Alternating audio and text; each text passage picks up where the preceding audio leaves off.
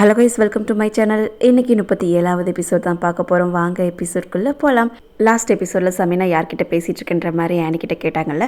ஆனி எதுவுமே பேசாமல் தான் நிற்கிறா. உன்கிட்ட தான் கேட்டுட்ருக்கேன் ஆனி, அமைதியாகவே இருக்க. யார்கிட்ட பேசிகிட்டு இருந்தேன்ற மாதிரி கேட்குறாங்க சமீனா. அப்போதைக்கு ஃபாக்கீர் வந்து ஹம்சாவா நோட்ஸை கொடுத்துட்டானா கூட அப்படின்ற மாதிரி ஃபாக்கீர் வாங்கிக்கிட்டான். நான் தான் இப்போ ஸ்கூலுக்கு போகிறதில்ல, நோட்ஸ் கேட்டிருந்தேன், அதான் கொடுக்க வந்திருந்தான்ற மாதிரி ஃபாக்கீர் சொல்கிறான். ஹம்சா உன்னோட ஃப்ரெண்டான்ற மாதிரி அவங்க அம்மா கேட்குறாங்க. ஆமாம், என்னோடய ஃப்ரெண்டு தான்ட்டு ஃபாக்கீர் சொல்கிறான். உன்னோட ஃப்ரெண்டுக்கிட்ட இருந்து நோட்ஸ் வாங்குறதுக்கு எதுக்காக நீ ஆனி அனுப்புகிற? நீ தானே போகணுன்ற மாதிரி அவங்க அம்மா சொல்கிறாங்க. நான் ஆஃபீஸ் விஷயத்தை பார்த்துட்டு இருந்தேன், அதனால் போக முடியலன்ற மாதிரி ஃபாக்கீர் சொல்கிறான். ஆனி, நீ இதுக்கு மேலாம் போய் இது மாதிரி வாங்கக்கூடாது, இதுதான் லாஸ்ட் டைமாக இருக்கணும். சப்போஸ் வீட்டில் பாட்டி இல்லைன்னா உங்கள் அத்தை பார்த்துட்டா என்ன ஆகுறதுன்ற மாதிரி சொல்கிறாங்க. இதுக்கு மேலே போக மாட்டேன்ற மாதிரி ஆனி சொல்கிறா. நீ ஸ்டடீஸில் கான்சென்ட்ரேட் பண்ணுறது ரொம்ப சந்தோஷமாக இருக்குன்ற மாதிரி ஃபாக்கீரை பார்த்து சமீனா சொல்கிறாங்க. ஆனி ஃபாக்கீருக்கு தேங்க்ஸ் தான் சொல்கிறா. சமீனா ஆண்டி ரொம்ப கோவமாக இருந்தாங்க, எனக்கு என்ன பண்ணுறதுனே தெரியல, அதனால தான் எதுவும் பேசாமல் இருந்தேன். நல்ல வேளை நீ வந்து ஹெல்ப் பண்ண, இல்லைனா என்ன நடந்திருக்கும்னே தெரியலன்ற மாதிரி ஆனி சொல்லிகிட்ருக்கா.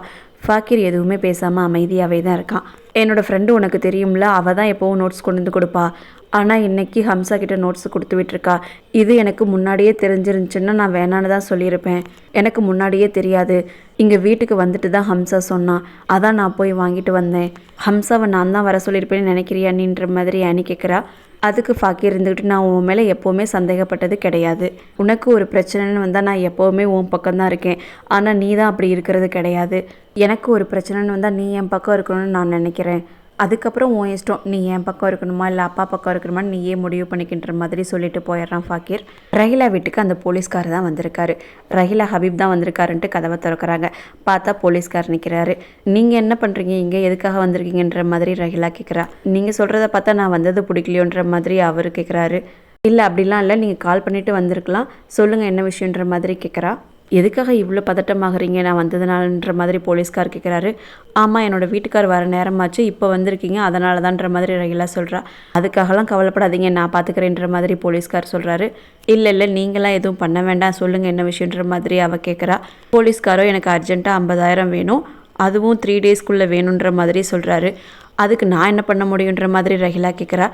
நீங்கள் என்ன பண்ண முடியுமா? உங்களால் ஈஸியாக 50,000 பரட்டிட முடியுன்ற மாதிரி போலீஸ்கார் சொல்கிறாரு.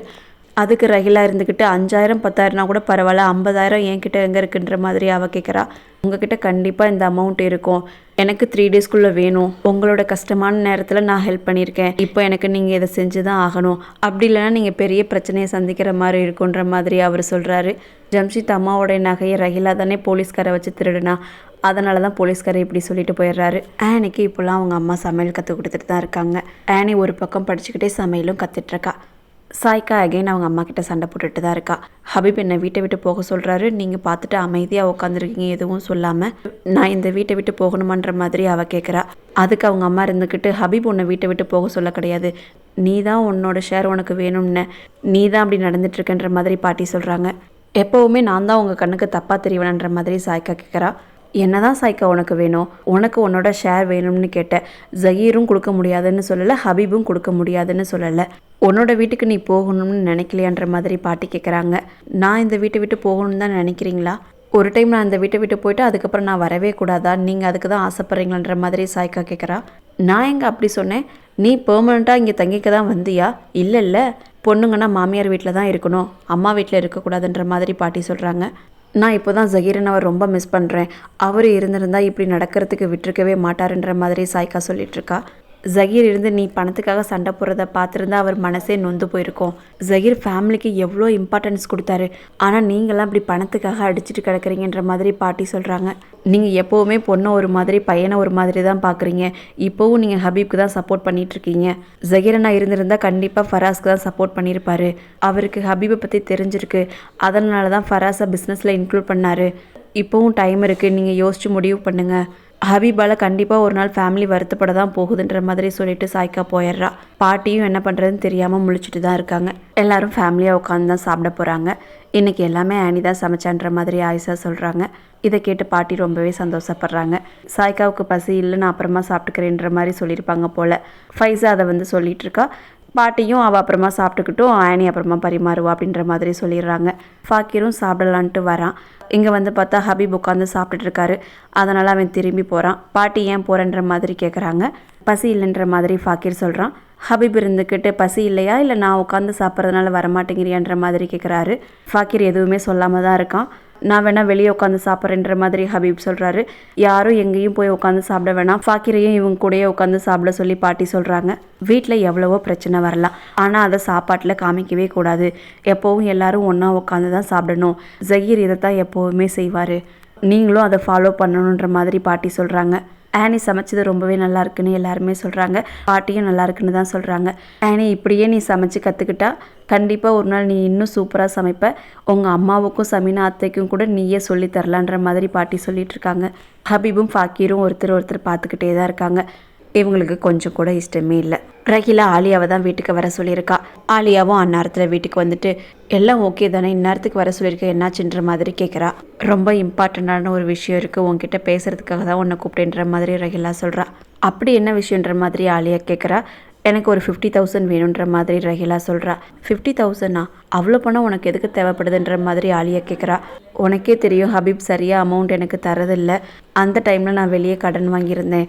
அவங்க இப்போ அந்த பணத்தை திருப்பி கேட்குறாங்க, அதனால தான் கேட்குறேன். நீ எனக்காக கொஞ்சம் அரேஞ்ச் பண்ணி கொடு, நான் உனக்கு திருப்பி கொடுத்துட்றேன் அப்படின்ற மாதிரி ரஹீலா சொல்லிட்டு இருக்கா. நான் எப்படி 50,000 அரேஞ்ச் பண்ணுறது, நீ ஹபீப் கிட்ட இருந்து கேளுன்ற மாதிரி ஆலியா சொல்கிறா. இல்லை ஹபீப் கிட்ட இருந்து நான் கேட்க மாட்டேன். ஹபீப் பணம் விஷயத்தில் ரொம்ப கரெக்டாக இருப்பார். இப்போ தான் என்னோடய ரிலேஷன்ஷிப் ஹபீப் கொஞ்சம் நல்லா இருக்குது. இப்போ போய் பணத்தை கேட்டால் அது தப்பாயிடுன்ற மாதிரி ரஹீலா சொல்லிட்டு இருக்கா. நான் எங்கே போகிறது 50,000க்குன்ற மாதிரி ஆலியா கேட்குறா. அதுக்கு ரஹீலா இருந்துக்கிட்டு ஜம்ஷித் கிட்ட இருந்து கேளு, நான் கண்டிப்பாக திருப்பி கொடுத்துட்றேன்ற மாதிரி சொல்லிட்டு இருக்கா. ஒரு தங்கச்சியா எனக்கு இந்த உதவி கூட பண்ண மாட்டியா, நான் வேற யார்கிட்ட போய் கேட்குறதுன்ற மாதிரி சொல்லிட்டு இருக்கா. ஜம்ஷித் கிட்ட என்னன்னு சொல்லி நான் கேட்குறது, கொஞ்சம் டைம் கூட யோசிச்சு முடிவு பண்ணுறேன்ற மாதிரி ஆலியா சொல்கிறா. ஃபாக்கிர் ஆம்னாவுக்கு தான் கால் பண்ணி பார்க்குறான். ஆம்னா ஃபோன் அட்டன் பண்ணவே இல்லை.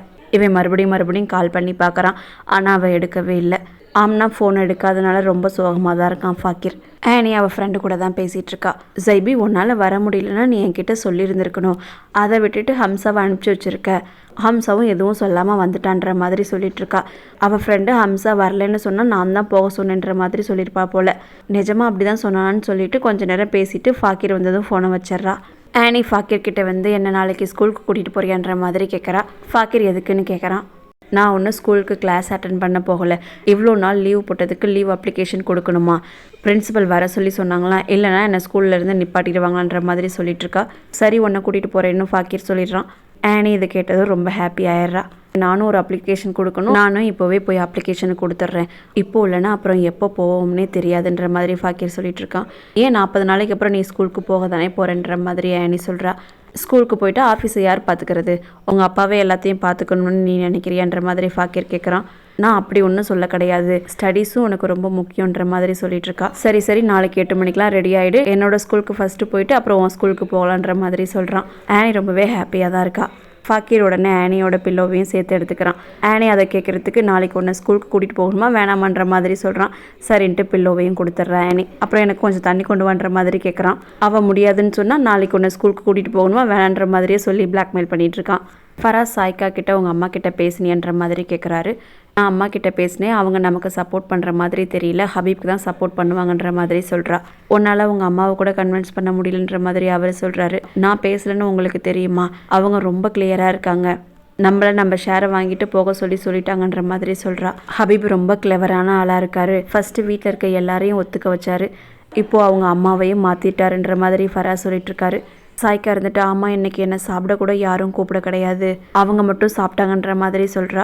ஹபீப் தான் உன்னை கூப்பிட வேணான்னு சொல்லியிருப்பாருன்ற மாதிரி ஃபராஸ் சொல்லிட்டு இருக்காரு. அப்போ நம்ம ஷேரை வாங்கிட்டு நம்ம இந்த வீட்டை விட்டு போயிட வேண்டியதான்ற மாதிரி சாய்க்கா சொல்லிட்டு இருக்கா. இதில் வர ஷேரை வச்சு நம்ம என்ன பெரிய பணக்காரராக ஆக போகிறோம், இந்த அமௌண்ட் எத்தனை நாளைக்கு வரப்போகுது, நம்ம இந்த பிஸ்னஸில் இருந்தால் மட்டும்தான் இன்னும் அதிகம் சம்பாதிக்க முடியும், உன்னோட பிரதர் நிறைய மணி வச்சுருக்காரு, இந்த பிஸ்னஸ் மட்டும் முன்னாடி ரன் ஆன மாதிரி ஆணுச்சுன்னா நிறைய ப்ராஃபிட் கிடைக்குன்ற மாதிரி ஃபராஸ் சொல்லிட்டு இருக்காரு. அப்போ இந்த பிஸ்னஸ்லேயே இருக்கிற மாதிரி ஏதாச்சும் பண்ணுங்க, நம்ம ரொம்ப சீக்கிரமே ஹபீபோட வீக்னஸை கண்டுபிடிக்கணும், அப்போ தான் அவரை ஃபோர்ஸ் பண்ணி நம்மளையும் பிஸ்னஸ் பார்ட்னராக ஆக்கிடலான்ற மாதிரி சாய்க்கா சொல்லிட்டு இருக்கா. இதோட இந்த எபிசோட் முடிச்சிட்டாங்க. சப்ஸ்கிரைப் பண்ணாதவங்க சப்ஸ்கிரைப் பண்ணிவிட்டு வீடியோ பாருங்கள். இது மாதிரி வீடியோஸ்லாம் உங்களுக்கு பிடிச்சிருந்துச்சுன்னா மறக்காமல் லைக்கும் பண்ணுங்கள். நெக்ஸ்ட் எபிசோடில் சந்திப்போம். தேங்க்யூ ஃபார் வாட்சிங்.